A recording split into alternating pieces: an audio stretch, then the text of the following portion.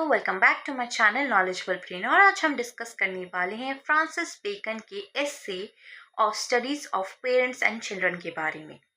दोस्तों, Francis Bacon एक essayist थे, फिलोसोफर थे, जिन्होंने कई सारे एस्से लिखे हैं और उन्हें फादर ऑफ एस्से भी बोला गया है। उन्होंने ये एस्से 1597, 1612 और 1625 में लिखे हैं। एडिशन रिवाइज होते गए और ये जो छोटी छोटी ऑब्जर्वेशंस हुआ होती हैं, उन्होंने उसे एसेज में कन्वर्ट कर दिया, जैसे कि of studies of truth, of parents, of children और कई सारे एसेज, जिसमें उन्होंने अपनी ऑब्जर्वेशन को दिखाया है, रीडर्स को समझाया है, छोटी छोटी ऑब्जर्वेशन। दोस्तों, बेसिकली इस एस्से में फ्रांसिस यहाँ पेरेंट्स और बच्चों के रिश्तों पर अपनी विजडम देते हैं। वो बोलते हैं जो चिल्ड्रन होते हैं वो पेरेंट्स की लाइफ में खुशियाँ भी लाते हैं और दुख भी। जो लोग चाइल्डलेस होते हैं वो लोग अपने माइंड और वर्क से अपना नाम अमर कर लेते हैं, जबकि जिनके बच्चे होते हैं उनका कंटिन्यूशन फैमिली लाइन से होता रहता है। पेरेंट्स को सभी बच्चों के साथ इम्पार्शियल रहना चाहिए, किसी के साथ भेदभाव नहीं करना चाहिए और उनकी अपब्रिंगिंग को भी बैलेंस करना चाहिए। ना तो उन बच्चों को ज़्यादा फ्रीडम देनी चाहिए और ज़्यादा कंट्रोल भी नहीं करना चाहिए। एक प्रॉपर बैलेंस होना चाहिए। ये भी बताते हैं कि करियर जल्दी डिसाइड करना चाहिए, लेकिन एक्स्ट्रा ऑर्डिनरी टैलेंट को इग्नोर नहीं करना चाहिए। जो सेंट्रल थीम है इस एस्से का वो ये है कि पेरेंटहुड एक रिस्पॉन्सिबिलिटी है जो खुशी भी लाती है और चैलेंजेस भी, और वाइस अपब्रिंगिंग ही बच्चों को और सोसाइटी दोनों के लिए फायदेमंद रहती है। चलिए दोस्तों, अब इस एस्से को थोड़ा और डिटेल में समझते हैं। कुछ मेन पॉइंट्स है इस एस्से के जिसको डिस्कस करते हैं। पहला पॉइंट है पेरेंट्स की खुशियाँ और दुख, जॉयस एंड सॉरोस। पेरेंट्स की जो खुशियाँ होती हैं वो भी सीक्रेट होती है और जो दुख होते हैं, जो चैलेंजेस होते हैं वो भी सीक्रेट होते हैं। फ्रांसिस बोलते हैं कि कई बार पेरेंट्स जो है मेहनत करते हैं अपने बच्चे के लिए, लेकिन जो बच्चा होता है उस मेहनत में पानी फेर देता है, क्योंकि वो अपने पेरेंट्स के साथ अच्छा नहीं होता या फिर वो ही बच्चा कुछ ऐसा कर देता है कि पेरेंट्स को पछतावा होने लगता है।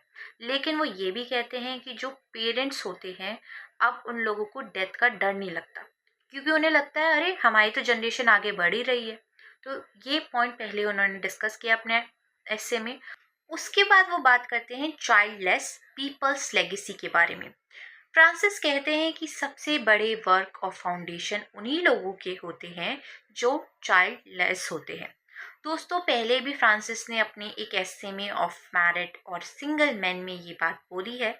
वो कहते हैं जो सिंगल लोग होते हैं उनकी फैमिली नहीं होती, बच्चे नहीं होते, तो वो कुछ बड़े काम करते हैं। वही चीज़ को उन्होंने यहाँ पे भी बोला है, जिनके बच्चे नहीं होते वो कुछ बड़ा अचीव कर लेते हैं अपनी लाइफ में, क्योंकि वो अपने माइंड और क्रिएशन को इमॉर्टल बनाने की कोशिश करते हैं। जबकि जिनके बच्चे होते हैं वो तो ये सोचते हैं कि अरे हमने कुछ नहीं किया, हमारे बच्चे तो कुछ कर ही लेंगे, हमारी जो जनरेशन है वो आगे जाके कुछ कर ही लेगी। फ्रांसिस ने पेरेंट्स की अफेक्शन को भी बताया है। वो कहते हैं कि जो पेरेंट्स होते हैं वो अपने बच्चों को इक्वली प्यार नहीं करते, वो ही भेदभाव करते हैं। स्पेशली जो मदर्स होती हैं वो ज़्यादा पार्शल होती है। वो बोलते हैं कि जो एल्डेस्ट चाइल्ड होता है, सबसे पहला बच्चा होता है, उसको पूरी इज्जत मिलती है और जो यंगेस्ट चाइल्ड होता है उसको सारा प्यार मिल जाता है। लेकिन जो मिडिल चाइल्ड होता है उसको कोई प्यार, कोई इज्जत नहीं मिलती और वही बच्चा जो है सबसे ज़्यादा सक्सेसफुल निकलता है।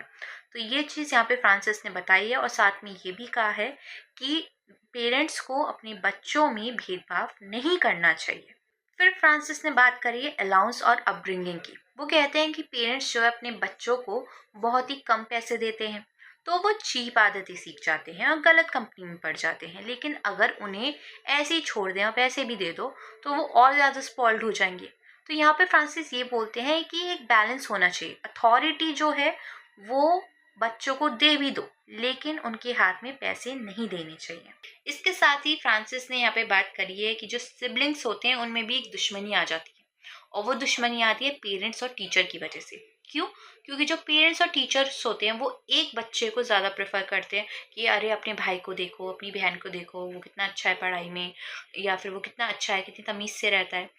लेकिन इसी चक्कर की वजह से ये सारी जो कमेंट्स होते हैं जो पेरेंट्स और टीचर देते हैं, इसकी वजह से दो सिबलिंग्स में, मतलब भाई बहन में, भाई भाई में एक दुश्मनी सी आ जाती है जो आगे चल के फैमिली में प्रॉब्लम्स क्रिएट करती है। फैमिली में जो है डिस्टेंस क्रिएट करती है, और वो जो है पेरेंट्स और टीचर की वजह से ही होता है, जो भाई बहनों में लड़ाइयाँ हो जाती हैं। इसने बात करी चॉइस ऑफ करियर की। वो बोलते हैं कि पेरेंट्स को जल्दी ही बच्चों के लिए करियर या वोकेशन डिसाइड कर लेना चाहिए, क्योंकि बचपन में वो फ्लेक्सिबल होते हैं। लेकिन अगर किसी बच्चे के पास एक्स्ट्रा ऑर्डिनरी टैलेंट होता है तो उस चीज़ को इग्नोर नहीं करना चाहिए। जिससे जो बच्चा है उसके लिए बेस्ट चूज़ करो, ताकि उसकी जो आदत बन जाए वो आसान रहे उसके लिए बाद में वो चीज़, और वो उस चीज़ को इंजॉय भी करे। साथ ही फ्रांसिस ने बात करी है यंगर ब्रदर्स फॉर्च्यून की। उनका ये मानना है कि जो घर का सबसे छोटा बच्चा होता है, यंगेस्ट चाइल्ड होता है, उसकी लाइफ में फॉर्च्यून होता ही होता है। और इसकी ये वजह नहीं है कि जो बड़ा बच्चा है उससे पैसे छीन लिए, उसको जायदाद से बेदखल कर दिया। वो बोलते हैं नहीं, ये वजह नहीं है। ये वजह है कि जो छोटा बच्चा होता है वो थोड़ा अलग सोचता है, आउट ऑफ द बॉक्स सोचता है। जो बड़ा बच्चा होता है वो थोड़ा सेंसिटिव होता है। जो छोटा बच्चा होता है वो रिबेल करता है कि मैं तो ऐसे ही करूँगा जैसे मैं चाहता हूँ, जिसकी वजह से वो थोड़ा फॉर्चुनेट बन जाता है अपनी लाइफ में। उसके पास अच्छे पैसे वैसे आते हैं। और दोस्तों, ये जो छोटी छोटी ऑब्जर्वेशंस हैं, ये छोटी छोटी ऑब्जर्वेशंस को अगर आप अपनी रियल लाइफ में देखेंगे तो आप समझ पाएंगे। और ये छोटी छोटी ऑब्जर्वेशन जो है फ्रांसिस ने बहुत ही पहले ऑब्जर्व कर ली थी, जिसको आज हम पढ़ रहे हैं और उन्हें फादर ऑफ एस्से भी बोल रहे हैं। तो ये सारी चीज़ें आप अपनी डेली लाइफ में देख भी सकते हैं। ओवरऑल ये जो एस्से है इसका ये आइडिया है कि फ्रांसिस यहाँ एक बैलेंस्ड और प्रैक्टिकल पेरेंटिंग फिलॉसफी देते हैं। बच्चों को प्यार दो, लेकिन वाइजली, सोच समझ कर। ज़्यादा प्यार भी अच्छा नहीं होता और कम प्यार भी अच्छा नहीं होता। पैसे और फ्रीडम का सही कंट्रोल रखो। ये नहीं कि बच्चों को सारे पैसे दे दिए, जा ऐश कर, या सारी फ्रीडम दे दी, नहीं। एक कंट्रोल होना चाहिए ताकि बच्चे सीख सके। और ये जो सिबलिंग्स के बीच में लड़ाइयाँ होती है, ये ना हो। क्यों? क्योंकि अगर आप एक बच्चे को ज़्यादा प्यार देते हो, दूसरे को नहीं, तो यही कारण बनता है जिसकी वजह से घरों में बंटवारा होता है। यहाँ पे फ्रांसिस ये भी बता रहे हैं कि बच्चे का करियर आपको डिसाइड पहले ही कर लेना चाहिए, जल्दी ही कर लेना चाहिए। लेकिन उसके जो टैलेंट होता है, अगर उसमें कोई अलग स्किल्स है, तो उस चीज़ को इग्नोर नहीं करना। और ये सारी बातें फ्रांसिस ने अपने एस्से में बोली हैं। अगर आपको फ्रांसिस बेकन के लाइफ और करियर पे फुल वीडियो चाहिए, या फिर उनके कोई और एसेस को समझना है, तो प्लीज़ मुझे कमेंट सेक्शन में लिख के ज़रूर बताइएगा। And thank you for watching this video.